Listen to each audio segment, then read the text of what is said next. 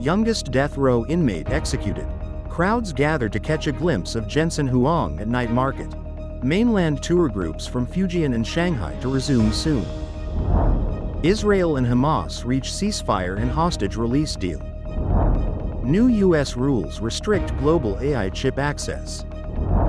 UK minister quits amid Bangladesh anti-corruption probe. Gold miners trapped in South African mine. Nintendo unveils first look at the Switch 2.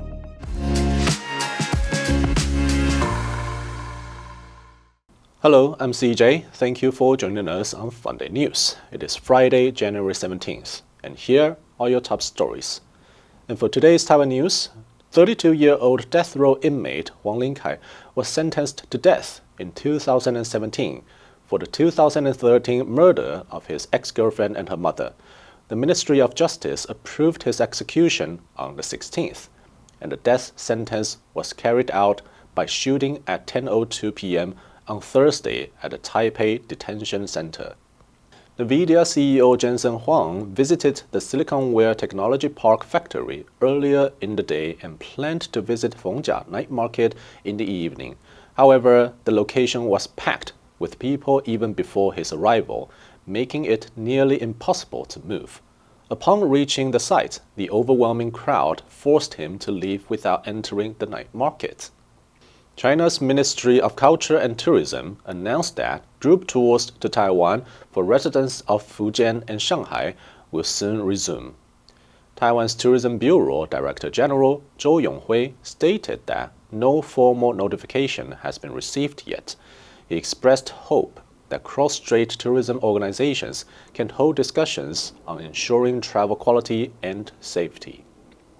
And in global news, a ceasefire deal has been reached between Israel and Hamas, more than 15 months into the conflict. The agreement was brokered by Qatar, Egypt, and the United States. The Israelis will take the agreement back to their government for approval. The agreement will begin on Sunday, with the first 6-week phase seeing a ceasefire, the withdrawal of some Israeli forces to allow more aid to get in, and the release of 33 hostages in Gaza. A number of Palestinian prisoners will be released as well. According to the Hamas delegation in Doha, the provisions agreed upon include the complete withdrawal of Israeli troops from the Gaza Strip, including the Philadelphia corridor, in stages, and the handover of 33 Israeli prisoners, both dead and alive, in exchange for the release of 1,000 Palestinian prisoners.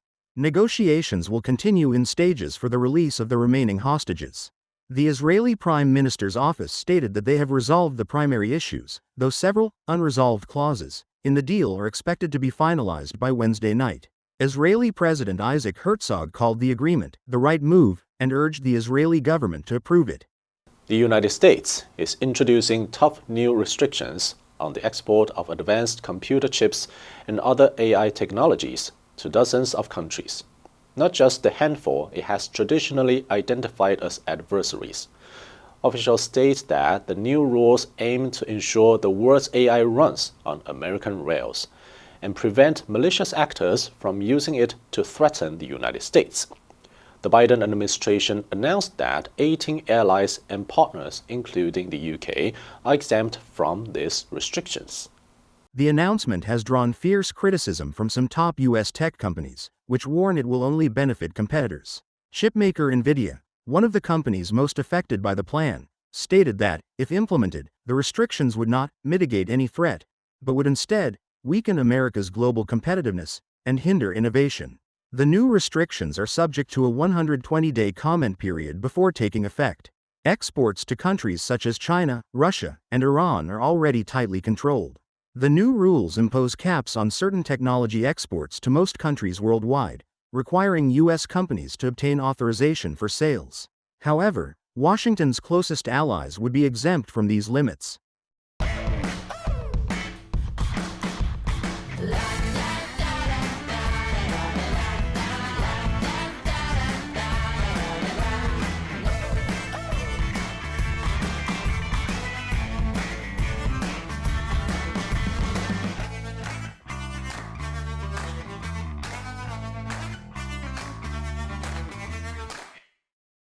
Britain's anti-corruption minister resigned on Tuesday, bowing to mounting pressure over her links to her aunt, ousted Bangladeshi Prime Minister Sheikh Hasina. Tulip Siddiq stated that she had been cleared of wrongdoing, but was stepping down as economic secretary to the Treasury because the issue was becoming a distraction from the work of the government. Siddiq, a former local councillor, was elected as a lawmaker in 2015. She was appointed to the government after Prime Minister Keir Starmer secured a landslide election victory in July. Starmer has faced growing pressure to remove Siddiq from her post since she referred herself to the government's ethics watchdog in early January, following reports that she lived in London properties linked to her aunt. Starmer expressed sadness over Siddiq's resignation, stating in a letter that the watchdog has assured me there was no breach of the ministerial code and no evidence of financial improprieties on your part. Hasina, Bangladesh's longest-serving prime minister, ruled the country for 15 years until August 2024, when she was ousted during a mass uprising that left hundreds of protesters dead and thousands injured. Rescuers developed a cage-like structure into one of South Africa's deepest mines on Tuesday in an attempt to extract survivors among hundreds of illegal miners trapped underground for months in an abandoned shaft. More than 100 miners are believed to have died from starvation or dehydration. Since Friday, at least 18 bodies and 26 survivors have been brought out of the mine.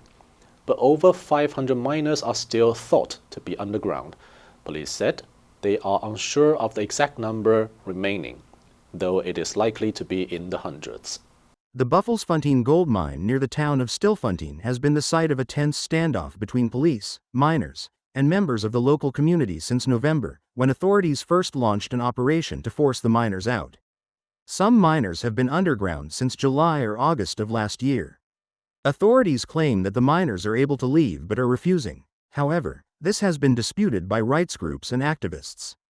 These groups have fiercely criticized police tactics, including cutting off food and water supplies from the surface to compel the miners to leave. Rights groups argue that many miners are effectively dying of starvation and are unable to climb out because the shaft is too steep and the ropes and pulley system they used to enter have been removed. Nintendo has unveiled the first images of the Nintendo Switch 2 in the video posted on YouTube. The long-awaited successor to the hugely popular Nintendo Switch will retain the same modular design philosophy. The video highlights several key changes and upgrades. First, the Switch 2 is larger than its predecessor, featuring a bigger display, though it still has a noticeable bezel around the screen. Additionally, the Joy-Con controllers have been significantly redesigned. They are larger, more rounded, and attach magnetically to the sides of the tablet to accommodate the larger screen. Like the original, the Switch 2 supports TV play via docking, allowing players to detach the Joy-Cons and use them as separate controllers or attach them to a dedicated grip. For handheld play, the redesigned kickstand at the back of the device is sturdier, providing greater stability. The Switch 2 also introduces a new USB-C port at the top, improving convenience for charging while playing.